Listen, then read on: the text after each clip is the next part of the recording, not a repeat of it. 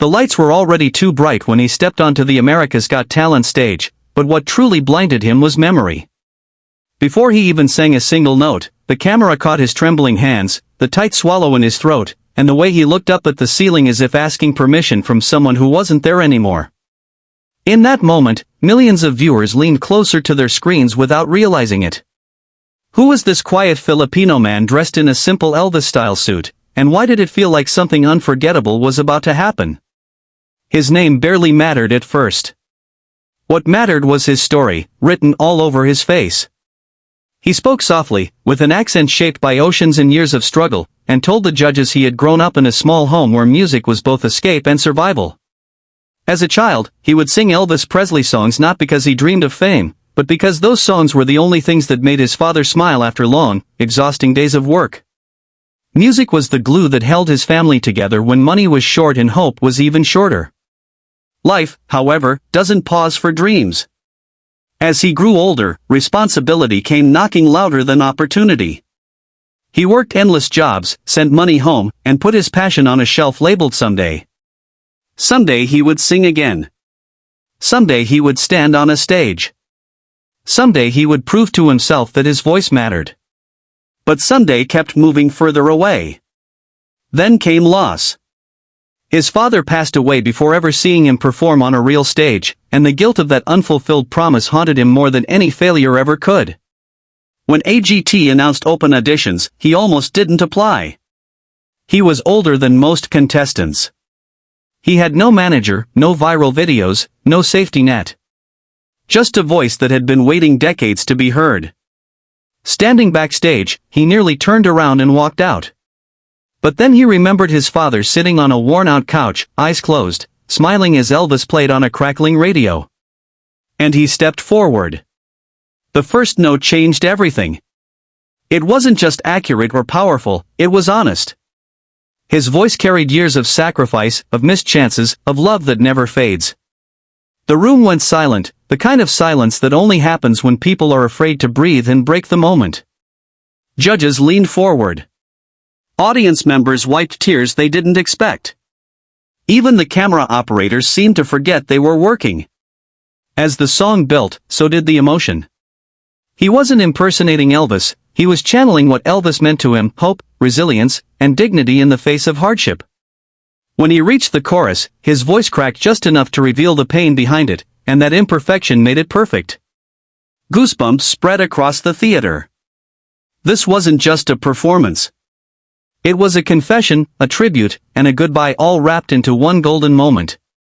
By the final note, the crowd was already on its feet. The applause wasn't polite or routine, it was explosive, grateful, and full of disbelief. One judge struggled to speak, admitting that moments like this were the reason the show existed. Another said they felt transported, not just to Elvis's era, but into the contestant's life itself. And then, with a smile and tears mixed together, the golden buzzer was pressed. Gold confetti rained down like a promise finally kept. He fell to his knees, overwhelmed, laughing and crying at the same time. In that instant, he wasn't just a contestant moving to the next round. He was proof that dreams don't expire, that talent doesn't disappear just because life gets hard, and that it's never too late to be seen. As the show went on, his journey didn't suddenly become easy. There were doubts, pressure, and fear of not living up to that first magical moment. But each performance carried the same truth. He sang for his family, for his past, and for everyone watching at home who had ever put their dreams on hold. And that's why people connected. They didn't just hear his voice, they saw themselves in it. By the end of the season, whether he won the title or not almost didn't matter. He had already won something bigger. He had reclaimed his voice, honored his father, and reminded the world that authenticity will always shine brighter than perfection. His story lingered long after the stage lights dimmed, leaving viewers inspired, emotional, and braver than they were before. If this story moved you, if you felt that lump in your throat or that spark of hope in your chest, don't let it end here. Like this video, subscribe to the channel, and stay with us for more stories that prove dreams are still alive. Because sometimes, all it takes is one golden moment to change everything, and the next one might be waiting for you. The stage lights had a way of exposing everything, every fear, every secret, every memory a person tried to keep hidden. As he stood there, alone at center stage, the crowd buzzing softly like a distant ocean, he felt as if time itself had slowed down just for him. Somewhere between the first breath he took and the first note he was about to sing, his entire life replayed in flashes. A small house in the Philippines. A cracked radio. A tired father smiling. And a promise that had waited decades to be fulfilled. Before anyone knew his name, before a single judge spoke, millions of viewers were already leaning in, sensing that this was not just another audition. This was a moment that would stay with them long after the screen went dark. He introduced himself quietly, with humility that came not from rehearsed politeness but from a life that had taught him patience. He said he loved Elvis Presley, and a few polite smiles appeared in the audience. People had heard that before. Elvis tributes were common. But there was something different in his eyes, an emotion too deep to be imitation. When asked why he was here, his voice trembled slightly as he spoke about his father, about how music had been their language when words failed. His father worked long hours, often coming home exhausted, shoulders heavy with responsibility. But whenever Elvis played, the house changed. The walls felt warmer. The silence felt kinder. For a few minutes, life felt lighter. As a child, he would watch his father close his eyes and smile while listening to those songs. That smile became his mission. Singing wasn't about applause or fame, it was about preserving that smile, about holding on to a feeling that made hardship bearable. He learned the songs by heart, not by studying lyrics, but by living with them. Every note carried emotion. Every word carried memory. Music became his refuge, his teacher, and his dream. But dreams are fragile when reality is harsh. Growing up meant facing choices no child should have to make. He had to help his family survive. School ended early. Work began too soon. Singing slowly moved from center stage to a quiet corner of his life. He still sang, but only in moments stolen from exhaustion, late at night, early in the morning, when no one was watching. He told himself it was temporary, that one day he would chase the dream again. But days turned into years, and years turned into decades. Then came the hardest moment of all. His father passed away. There was no stage, no spotlight, no performance to honor him. Just silence. The regret of not singing for him on a bigger stage weighed heavier than poverty ever had. He felt as if he had failed the one person who believed in him without question. For a long time, he couldn't sing Elvis songs anymore. They hurt too much. Each note reminded him of a promise left unfinished. Life moved forward because it had to. He worked overseas, sent money home, sacrificed comfort, and buried his dreams under responsibility. People around him called him strong, but inside, he felt empty. Music became a ghost, always present, never touched. Every now and then, someone would hear him sing and ask why he wasn't famous. He would smile and change the subject. Deep down, he believed his moment had passed. When he heard about America's Got Talent auditions, it felt like a cruel joke. He was older now. The industry favored youth, trends, viral fame. He had none of that. Just a voice shaped by life. He almost didn't apply. Fear whispered that rejection would hurt more than regret. But another voice, softer yet stronger, reminded him that regret had already taken too much. He imagined his father watching, waiting, still smiling.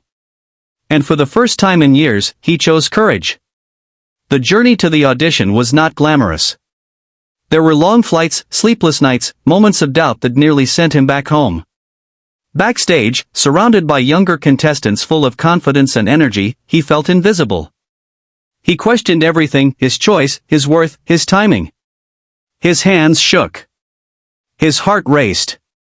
He considered walking away. But then he remembered why he started singing in the first place. Not for judges. Not for trophies. But for love.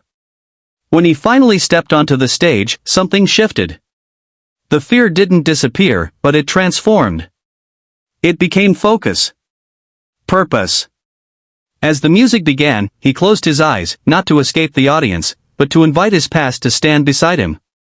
The first note was gentle, almost fragile, but it carried truth. And truth has weight. With every line, the room grew quieter. People stopped whispering. Phones lowered.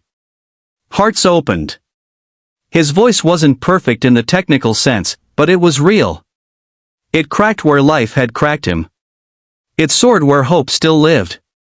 He wasn't performing, he was remembering. He sang like someone who had waited a lifetime to be heard. The judges felt it. The audience felt it. Even those watching at home felt something shift inside them. This wasn't nostalgia. This was humanity. When he reached the chorus, tears streamed down his face, and he didn't hide them. He let them fall, just as he let the emotion flow through his voice. In that moment, he wasn't alone. He was every person who had ever sacrificed a dream for family. Every person who had ever felt it was too late. Every person who had ever loved deeply and lost painfully. The final note hung in the air like a prayer. Then silence. A heartbeat. And then the eruption. Applause thundered through the theater, raw and uncontrollable. People stood, not because they were told to, but because something inside them demanded it. The judges struggled to speak, their expressions a mix of awe and gratitude. One of them said this was why the show existed, not for spectacle, but for moments like this. Another admitted they had chills they couldn't explain. And then came the golden buzzer. As gold confetti poured down, he dropped to his knees, overwhelmed. The sound of applause faded into a blur as memories flooded in. His father's smile. The radio. The promise. In that instant, it felt like time had folded in on itself, bringing past and present together. He cried openly, not out of sadness, but relief. A lifetime of waiting had finally found its answer. But the journey didn't end there. If anything, it became harder. Expectations grew. Pressure mounted. People wondered if he could recreate that magic. He wondered the same. There were nights he doubted himself, moments when fear returned stronger than ever. But something had changed. He no longer sang to prove himself. He sang to tell the truth. Each performance carried a piece of his story. He chose songs that meant something, not just to him, but to the people watching. He received messages from viewers around the world, people who saw their own lives reflected in his journey. Single parents. Overseas workers. Dreamers who had put their passions on pause. They thanked him for reminding them that it wasn't too late. He didn't win because he was flawless. He won because he was honest. Whether he took the final title or not, he had already succeeded. He had turned pain into purpose, regret into redemption. He had honored his father in the most meaningful way possible, by finally singing without fear. When the season ended, his life changed, but not in the way people expected. Fame came, yes, but more importantly, peace arrived. He no longer carried the weight of what if. He knew he had tried. He knew he had been brave. And that knowledge was worth more than any trophy. His story stayed with people long after the show ended. Clips of his audition were shared, not because of trends, but because of feeling. Parents shared it with children. Friends sent it to friends. Strangers found comfort in it during hard times. It became a reminder that dreams don't have deadlines, that love outlives loss, and that one honest moment can change everything. If this story touched you, if you felt that quiet hope rise inside your chest, don't let it fade. Like this video, subscribe to the channel, and stay connected with stories that inspire, heal, and remind us why we dream in the first place. Because somewhere out there, another golden moment is waiting, and it might just be yours.